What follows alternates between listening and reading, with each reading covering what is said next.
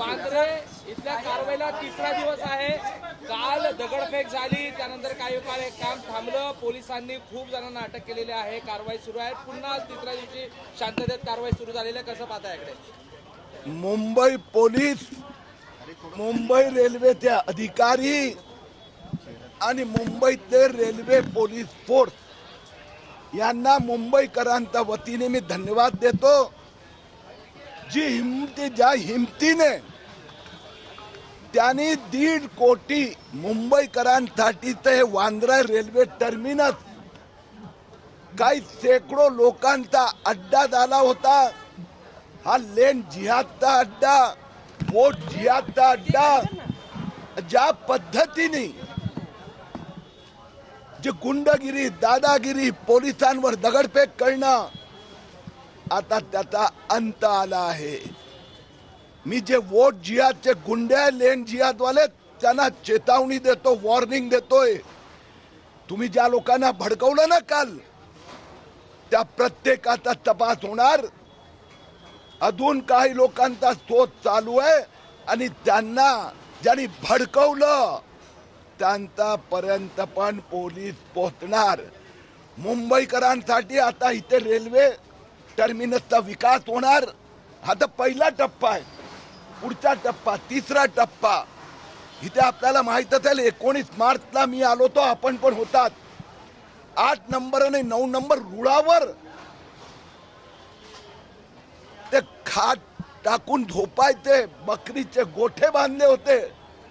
पहिल्या टप्प्यात त्याची साफसफाई झाली, दुसरा टप्प्यात ही, आणि आता रेल्वे टर्मिनसचा विकास पूर्ण होणार। कोणाचा नेमकं तुम्हाला वाटतं कोणी भडकवलं होतं काल? हो काय, इथून 1.5 फूट अंतरावर राहणारे ठाकरे सेनेच्या नेत्यांना विचारा ना, त्यांचा आमदार पाक पाक करतोय। वो सरळ सांग ना, मेरे को बांग्लादेशी चाहिए, कारण की बांग्लादेशी मुस्लिम हेच माझे माईबाप आहे। मी आता नवीन कर्मात कन्वर्ट झालेलो आहे। अजून तो SIRच्या वेळेला पण अशीच गडबड होणार, मला खात्री आहे। हे सगळे मुस्लिम धार्जिणे माफिया एकत्रित येणार। जसं पश्चिम बंगालमध्ये SIR मध्ये अडथळा केला, तसे आता कालपासून सुरुवात झाली आहे। पण आमच्या समोर मुंबईचा विकास। कोर्टामध्ये ज्यावेळेस आरोपींना दाखल केलं ना, काही आरोपींची नावं इतकी सिमिलर होती, अगदी 3-3, 4-4 आरोपींची नावं देखील सेम होती। कसं काय हे सगळं? आता माझं काय म्हणणं आहे, पहिल्यांदा आपण पाहिलं, मी तर पहिल्यांदा पाहिलं, एवढी चांगली कठोर कारवाई, शिस्तबद्ध कारवाई, मीडियाने पण एक चांगला रोल केलेला आहे। आणि अशा प्रकारे थोडी शिस्त दाखवली तर बांग्लादेशी अतिक्रमण थांबणार आणि वोट बँकसाठी हे माफिया राज थांबणार। आज मैं ये 5वीं बार इस जगह पर आ रहा हूँ 3 महीने में। एक प्रश्न बाकी होता असा की आता ही थोडं कारवाई झाली, पण आता एक प्रश्न उपस्थित होतो, गरीब नगर हटलं, समोर असलेला बेहरामपाडा कधी हटणार, असा आता सवाल उपस्थित होतो। आणखी मुंबईमध्ये अशी मोठ्या प्रमाणात काही ठिकाणी बांधकाम आहेत जिथे अशा प्रकारचे आता मी मुंबई महापालिकेत महापौरांच्या सोबत अधिकाऱ्यांची बैठक झाली।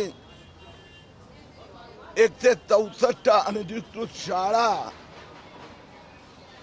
जे स्कूल जिहाद, त्या तिथे जे एम पूर्व, मानकोट, गोवंडी विभागात जे 65 शाळांवर ताबडतोब महापालिकेने कारवाई करायचं ठरवलंय। तिथे 4-4 मजली अनधिकृत शाळा, हे आता पुढचं आमचं लक्ष आहे। रेल्वेच्या सर्वच मार्गांवरती अनेक ठिकाणी अतिक्रमण आहे, त्यावर देखील कारवाई होणार आहे का? आज मैं ये गए 2.5 महीने में ये 5वीं बार इस जगह पर आया हूँ। मार्च महीने के 15 से 25 के बीच में मैं 2-3 बार आया था। तभी आपने देखा ये टर्मिनस का ही platform number 8, platform number rule number अपना रेलवे लाइन 8 नंबर की, 9 नंबर की, वहां पर ये बांग्लादेशी माफियाओं ने अड्डे बनाकर रखे थे।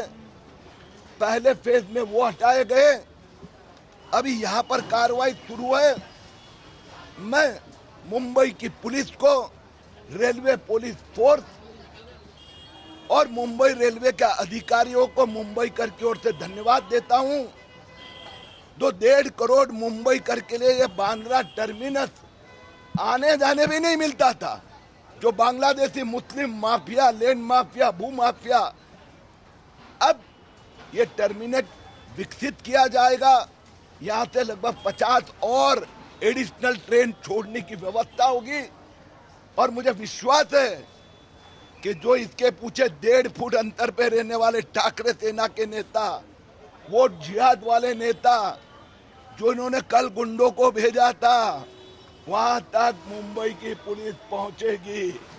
और जो ये मुंबई करका रेलवे टर्मिनस रोक रहा है, जो बांग्लादेशी माफिया मुस्लिम गुंडों को भड़काने का प्रयत्न करे, वहां तक हम जरूर पहुंचेंगे।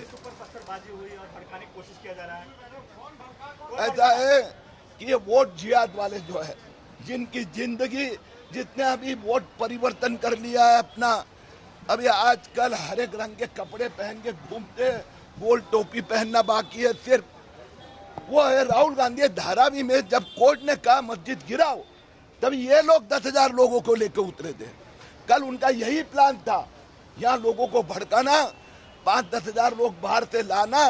लेकिन इस बार पुलिस सतर्क थी और इसके कारण ये जो जिहादी गुंडे हैं, उनकी मनोकामना पूरी नहीं हुई।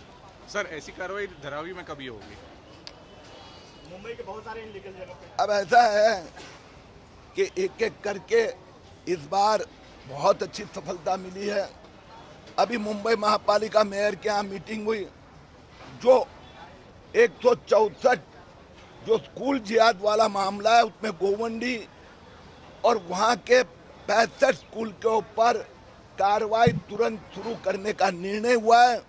उसमें से कुछ 4-4 माले के अनधिकृत स्कूल है, उसको भी तोड़ने का काम बारिश के पहले हो, ऐसा मेरा प्रयत्न है।